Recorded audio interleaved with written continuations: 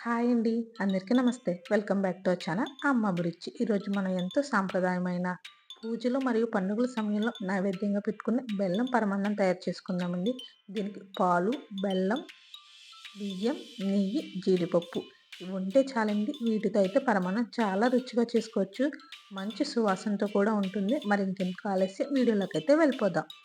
ముందుగా దీనికి కావాల్సిన పదార్థాలేంటో చూద్దామండి. నేనొచ్చేసి ఒక కప్పు రైస్‌నైతే తీసుకున్నాను. ఇదొచ్చేసి రేషన్ బియ్యం అండి. మీకు వీలైతే దీనిని తీసుకోండి. పరమాన్నం అనేది చాలా రుచిగా ఉంటుంది. ఒక కప్పు రైస్‌నైతే తీసుకొని ముందుగానే నానబెట్టుకోండి. 2 లేదా 3 గంటలు నానితే సరిపోతుందండి. అలాగే నేనొచ్చేసి అర లీటర్ పాలనైతే తీసుకున్నాను.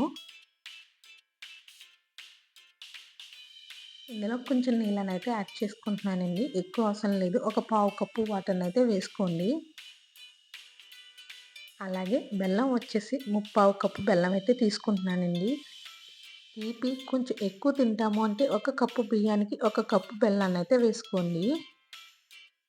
అలాగే ముందుగా నానబెట్టుకున్న బియ్యాన్నయితే శుభ్రంగా 2 లేదా 3 సార్లయితే శుభ్రంగా కడుక్కోవాలండి. ఖచ్చితంగా బియ్యాన్నయితే నానబెట్టుకోవాలండి. ఇలా కడిగేసుకొని కొంచెం వాటర్ వేసుకొని పక్కన పెట్టేసుకోండి.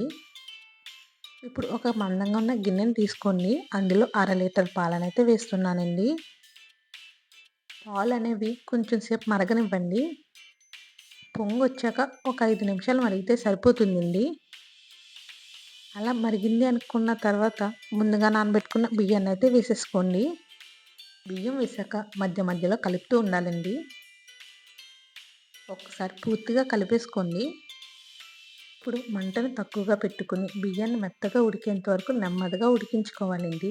మధ్య మధ్యలో గిన్నె అడుగు భాగాన్ని కలుపుతూ ఉండండి. బియ్యం అనేది అంటుకోకుండా ఉంటుంది. పరమాన్నం కూడా బాగా వస్తుంది.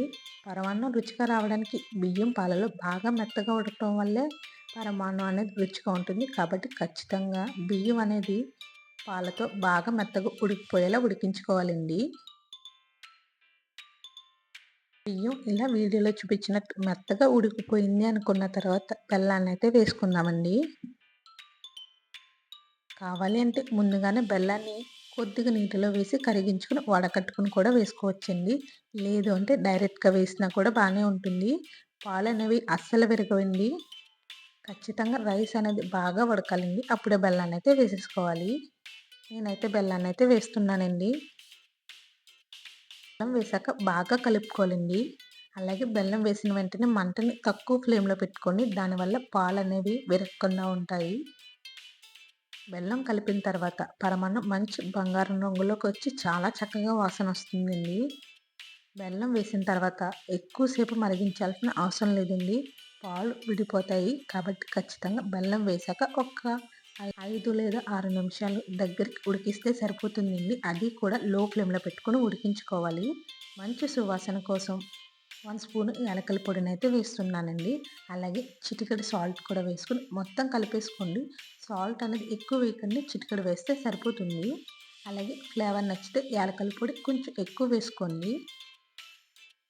ఇప్పుడు పరమాన్నం అయితే దింపేసుకోండి. ఇప్పుడు ఇంకొక గిన్నె పెట్టుకొని నెయ్యినైతే వేసుకోండి. అందులో జీడిపప్పు, బాదం పప్పును వేసి వేయించుకోవాలండి. కొంచెం గోల్డెన్ కలర్ వచ్చేంత వరకు వేగితే సరిపోతుంది. మీకు ఇష్టమైతే కొంచెం కుంకుమ పువ్వును కూడా యాడ్ చేసుకోవచ్చండి. ఆప్షనల్ మాత్రమే. ఇప్పుడు మనం వేపుకున్న జీడిపప్పు, బాదం పప్పుని పరమాన్నంలో అయితే వేసేసుకోండి.